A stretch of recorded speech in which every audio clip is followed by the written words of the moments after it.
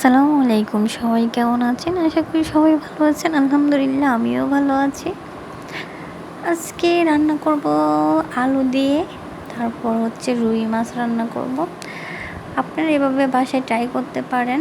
যদি বাসায় কিছু না থাকে তাহলে এভাবে ট্রাই করতে পারেন আলু দিয়ে শুধু। এই যে প্রথমে পেঁয়াজ দিয়ে দিয়েছি, তারপরে দিয়ে দিয়েছি একটু জিরা বাটা, একটু আদা বাটা, একটু রসুন বাটা দিয়ে দিয়েছি। তারপরে একটু মরিচের গুঁড়া, হলুদের গুঁড়া দিয়ে দেবো, একটু সামান্য লবণ দেব।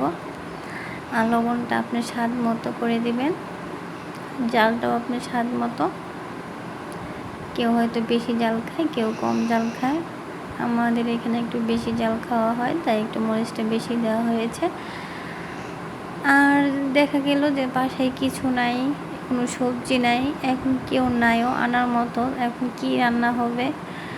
তো সেই ফাঁকে আপনি ঝটপট এভাবে আলু দিয়ে ঝোল রান্না করতে পারেন, অনেক মজা হয়। আমি তার সাথে একটু অ্যাড করেছিলাম আমার গাছের কিছু লাউয়ের ডুগা ছিল, লাউয়ের ডাঁটা দিয়ে তারপর রান্না করেছি। আপনারাও এভাবে লাউয়ের ডাঁটা দিয়ে রান্না করতে পারেন, দেখবেন তরকারি এত মজা হয়েছে যে আপনি এই তরকারি দিয়ে 2 প্লেট ভাত খেতে পারবেন। আর এখানে টমেটো ছিল না, একটা টমেটো থাকলে দিলে ভালো ছিল। একটু টমেটো কুচি করে দিয়ে তারপর রান্না করলে তরকারির টেস্টটা অনেক বাড়ে।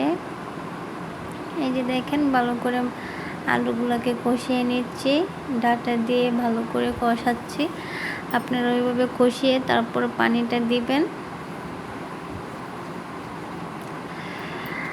তারপর আপনি খেয়ে দেখবেন তরকারিটা কতটা মজা লাগে।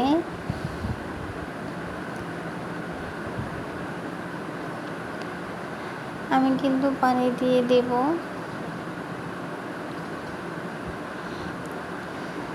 এই যে পানি দিয়ে দিয়েছি, তার উপরে তা মাছগুলা ভাজা ছিল আগের, এগুলো দিয়ে দেব। এই যে মাছগুলো ভেজে রেখেছিলাম সেগুলো আপনাদেরকে দেখাই নেই। আপনারা এভাবে কড়া করে মাছগুলো ভেজে তারপর রান্না করতে পারেন। আর যদি কারো কাঁচা মাছ খেতে ইচ্ছা আছে, কেউ কেউ কাঁচা মাছ খায়, তারা কাঁচাও রান্না করতে পারেন, কোনো সমস্যা নেই। এই যে দেখেন এখন দিয়ে দেব, তারপর ডেকে দেব কিছুক্ষণ পর। এই যে দেখেন তরকারিটা কতটা লোভনীয় লাগছে। আর সবাই আমার ভিডিওটা ধৈর্য সহকারে দেখাবেন। সবাইকে অসংখ্য অসংখ্য ধন্যবাদ। আমার ভিডিওটা ভালো লাগলে অবশ্যই লাইক কমেন্ট করবেন। আসসালামু আলাইকুম, আল্লাহ হাফিজ।